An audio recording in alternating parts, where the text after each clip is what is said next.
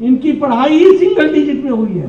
कोई 8वीं में रुका, कोई 7वीं में रुका, किसी के पास कोई डिग्री नहीं है, किसी ने कॉलेज देखा, घूमने गए थे, विजिटर के रूप में गए थे, मालूम नहीं।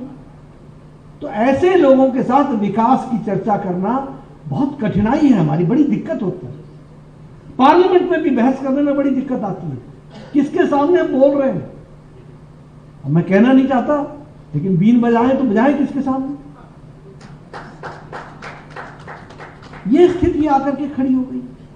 समझ नहीं, समझदारी नहीं, अंडरस्टैंडिंग नहीं। लेकिन प्रभात खबर के माध्यम से मुझे पूरा विश्वास है कि बिहार की जनता जानेगी कि अंधकार क्या होता है, उजाला क्या होता है, इसका अंतर को समझेगी। ऐसा मैं नहीं जानूंगा। अब देखिए, मैं आंकड़े ही आपके सामने रखना चाहता हूं। आप देखिए,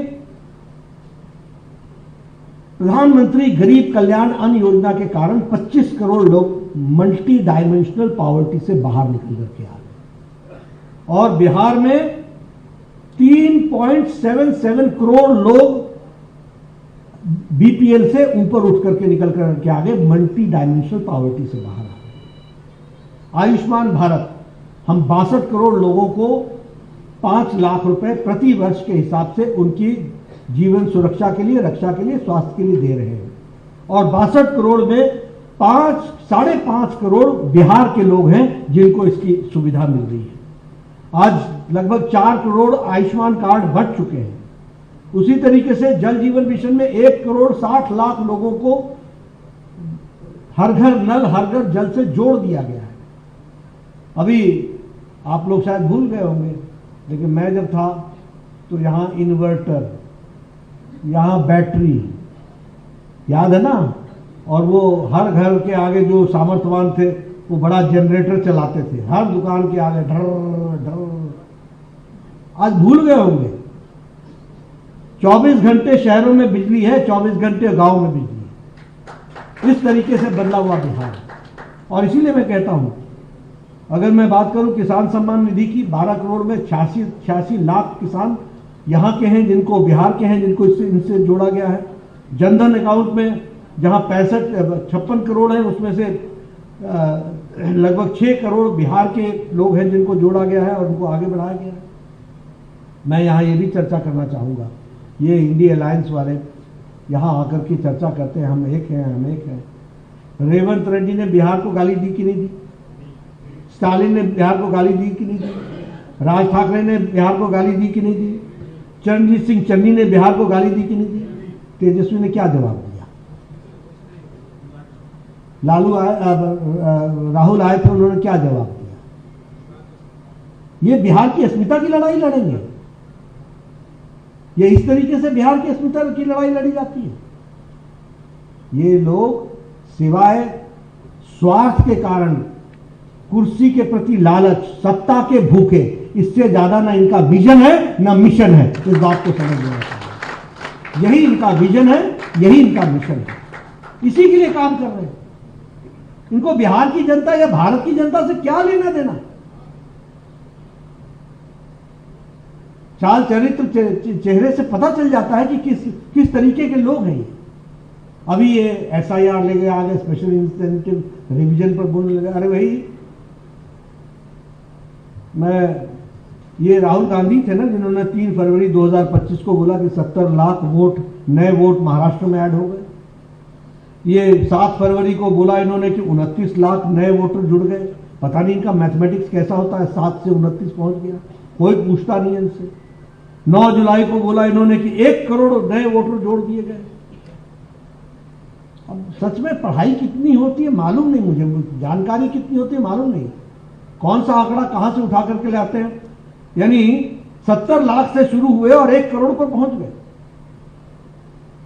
अब ठीक है, आपने कहा वोट गड़बड़ हो रही है, तो स्पेशल इंटेंसिव रिवीजन क्या है, एसआईआर क्या है? सही करने का है। और ये पहली बार थोड़ी ना हो रहा है। तेरे परदादा जी के टाइम पर भी, परनाना जी के टाइम पर भी हुआ था, तेरी नानी के टाइम पर भी हुआ था, दादी के टाइम पर भी हुआ था, सब लोगों के टाइम पर हुआ है। 52 में हुआ है, 60 के दशक में हुआ है, 80 के दशक में हुआ है, 2000 में, 2003 में हुआ है। कोई नई चीज तो नहीं हो रही है। और अगर मैं आंकड़े देखूं जिसमें सुप्रीम कोर्ट ने कहा कि 1 लाख, बिहार की बात है, 1.6 लाख एजेंट बीएलए के हैं और केवल 2 आपत्तियां आई हैं। कैसे हुआ ये सुप्रीम कोर्ट का ऑब्जर्वेशन मैं पढ़ रहा हूं।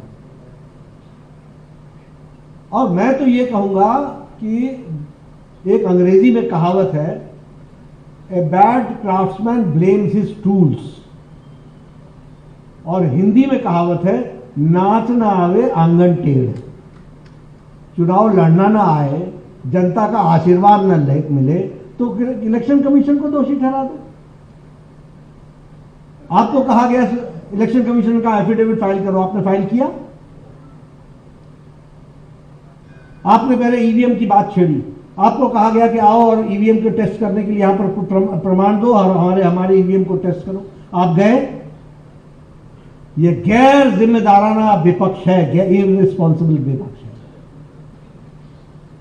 इनको कोई, और आरजेडी क्या है? आर स्टैंड्स फॉर रंगदारी, जे स्टैंड्स फॉर जंगल राज और डी स्टैंड्स फॉर दादागिरी। यही तो आता है इनको, यही इनका लक्ष्य है। कांग्रेस क्या कर रही है? और मैं तो कई बार बोलता हूं कि कांग्रेस के आगे लिख देना चाहिए, हम नहीं सुधरेंगे, ये कभी सुधरने वाले नहीं हैं। और मुझे कांग्रेस के प्रति भी दया आती कि पाताल में ही पहुंचा करके दम लेंगे। मैंने कहा मेरे से ट्यूशन ले लो, पार्लियामेंट में मैंने कहा मैं विपक्ष में रहा हूं, तुमको विपक्ष में रहने का मौका मिला है, मेरे से ट्यूशन ले लो, मैं विपक्ष का नेता रहा हूं भैया, बता दूंगा तुमको। पहला काम होता है कि विपक्ष को अपनी क्रेडिबिलिटी खड़ी करनी पड़ती है। इस विपक्ष की क्रेडिबिलिटी नहीं, इसमें कोई क्रेडिबिलिटी नहीं। और निश्चित रूप से प्रभात खबर के माध्यम से मैं बोलना चाहूंगा कि देश में प्रजातंत्र के लिए विपक्ष होना जरूरी है, लेकिन विपक्ष तो हो। अभी उन्होंने कहा पार्लियामेंट वॉश आउट हो गया, सारे रिफॉर्म्स के बिल तो पास हो गए, सारे बिल्स तो पास हो गए। ऑपरेशन सिंदूर, स्पेशल सेशन बुलाओ, स्पेशल सेशन बुलाओ। जब देश लड़ रहा था तो इनको सेशन की सूझी थी, और जब सेशन लगा और जब चर्चा हुई तो बुरी तरीके से पीटे, बोले बंद करो, अब बंद करो। ये कैसा विपक्ष है? किस तरीके से ये काम कर रहा है? इसलिए मैं निश्चित रूप से आप लोगों के माध्यम से कहना चाहूंगा, बिहार की जहां तक बात करना चाहूंगा, मैं कहना चाहूंगा कि बिहार लीडर रहा है, लीडर रहेगा और लीड के रूप में ही आगे बढ़ेगा, मेरा पूरा विश्वास है। हाँ, लीडरशिप के लिए माहौल बनाना, इसके लिए मैं बिहार की जनता से निवेदन करना चाहूंगा कि एनडीए की सरकार को आप मजबूती प्रदान करें, इसकी आवश्यकता है। क्योंकि ये लड़ाई लॉ एंड ऑर्डर मेंटेन करने वालों के पक्ष की लड़ाई है और दूसरी तरफ लॉलेसनेस क्रिएट करने वाले लोग हैं। एक तरफ विकास को तरजीह देकर के आगे बढ़ाने वाले लोग खड़े हैं और एक तरफ विनाश की ओर ले जाने वाले लोग खड़े हैं। एक तरफ वो लोग खड़े हैं जो बिहार को इंफ्रास्ट्रक्चर में पूरी मजबूती के साथ मोदी जी के आशीर्वाद में बढ़ाने के लिए दिन रात काम कर रहे हैं, और दूसरी तरफ विकास के नाम को, इंफ्रास्ट्रक्चर को ना समझ कर चलने वाले लोग खड़े हैं। एक तरफ बिहार में इंस्टीट्यूशंस को स्ट्रेंथन करने वाले लोग खड़े हैं और दूसरी तरफ उसके तरफ तरजीह न देने वाले लोग खड़े हैं। अब मैं मेडिकल कॉलेज की बात करूं, दत्ता जी आप भी यहां पैदा हुए, मैं भी यहां पैदा हुआ। मुझे ये खुशी है कि पटना अब एशिया का सबसे बड़ा हॉस्पिटल 5000 बेड का बनने वाला है, मोदी जी के नेतृत्व में और नीतीश जी के मेहनत से ये होने वाला है। हमें फक्र होता है कि जहां हम पैदा हुए वो हॉस्पिटल आज एशिया का वन ऑफ द लार्जेस्ट 5000, कितना है, 5462 बेड्स का ये हॉस्पिटल बहुत जल्द तैयार हो रहा है।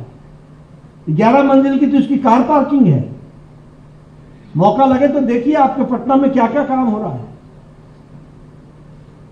दोनों तरफ से जुड़ा हुआ है और मुझे तो खुशी होती है कि मैं वहां पैदा हुआ और वो आज ऐसा हॉस्पिटल बनकर के खड़ा हो रहा है, बहुत अच्छा लगता है। तो इसलिए एक तरफ वो विकास के लोग हैं जो नए नए मुकामों को हासिल करने के लिए अपने आप को लगाने को तय किया है। और दूसरी तरफ वो लोग हैं जो सत्ता के भूखे हैं और सत्ता येन केन प्रकार किस तरीके से आए इसकी कोशिश कर रहे हैं। और मुझे खुशी है कि आज बिहार का infrastructure is ready to take a long leap, एक लंबी छलांग लगाने के लिए तैयार है। और वो लंबी छलांग के लिए इस नवंबर में एक आशीर्वाद आपका फिर से एनडीए को चाहिए होगा, ये मैं आपसे निवेदन करना चाहता हूं।